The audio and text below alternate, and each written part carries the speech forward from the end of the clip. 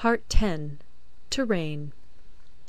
Sun Tzu said, we may distinguish 6 kinds of terrain, to wit, 1. Accessible ground, 2. Entangling ground, 3. Temporizing ground, 4. Narrow passes, 5. Precipitous heights, 6. Positions at a great distance from the enemy. Ground which can be freely traversed by both sides is called accessible. With regard to ground of this nature, be before the enemy in occupying the raised and sunny spots, and carefully guard your line of supplies. Then you will be able to fight with advantage. Ground which can be abandoned but is hard to reoccupy is called entangling. From a position of this sort, if the enemy is unprepared, you may sally forth and defeat him. But if the enemy is prepared for your coming, and you fail to defeat him, then, return being impossible, disaster will ensue. When the position is such that neither side will gain by making the first move, it is called temporizing ground. In a position of this sort, even though the enemy should offer us an attractive bait, it will be advisable not to stir forth, but rather to retreat, thus enticing the enemy in his turn.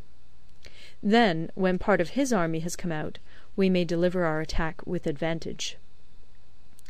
With regard to narrow passes, if you can occupy them first, let them be strongly garrisoned, and await the advent of the enemy.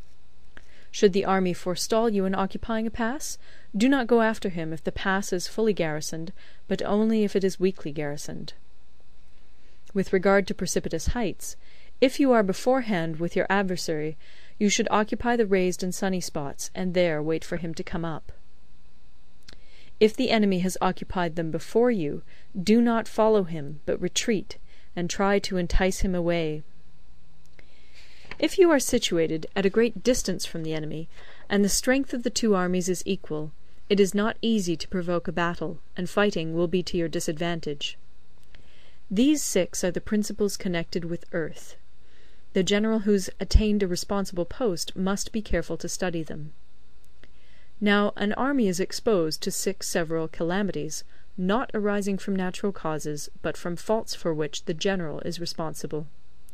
These are 1. Flight, 2. Insubordination, 3. Collapse, 4. Ruin, 5. Disorganization, 6. Rout. Other conditions being equal, if one force is hurled against another 10 times its size, the result will be the flight of the former. When the common soldiers are too strong and their officers too weak, the result is insubordination. When the officers are too strong and the common soldiers too weak, the result is collapse. When the higher officers are angry and insubordinate, and on meeting the enemy give battle on their own account from a feeling of resentment, before the commander-in-chief can tell whether or not he is in a position to fight, the result is ruin. When the general is weak and without authority, when his orders are not clear and distinct, when there are no fixed duties assigned to officers and men, and the ranks are formed in a slovenly, haphazard manner, the result is utter disorganization. When a general, unable to estimate the enemy's strength, allows an inferior force to engage a larger one, or hurls a weak detachment against a powerful one, and neglects to place picked soldiers in the front rank, the result must be rout. These are 6 ways of courting defeat, which must be carefully noted by the general who has attained a responsible post. The natural formation of the country is the soldier's best ally, but a power of estimating the adversary, of controlling the forces of victory, and of shrewdly calculating difficulties, dangers, and distances, constitutes the test of a great general. He who knows these things, and in fighting puts his knowledge into practice, will win his battles.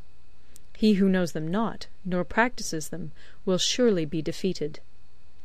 If fighting is sure to result in victory, then you must fight, even though the ruler forbid it.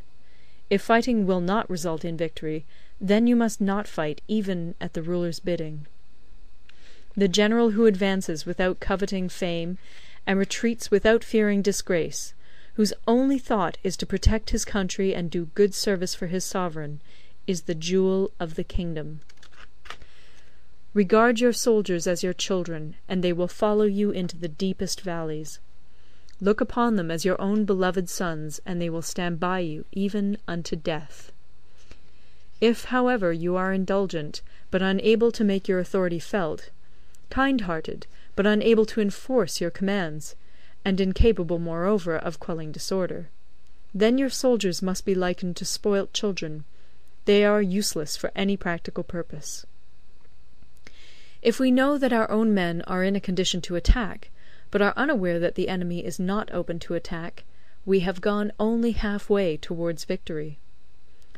If we know that the enemy is open to attack, but are unaware that our own men are not in a condition to attack, we have gone only half-way towards victory. If we know that the enemy is open to attack, and also know that our men are in a condition to attack, but are unaware that the nature of the ground makes fighting impracticable, we have still only gone half-way towards victory. Hence the experienced soldier, once in motion, is never bewildered.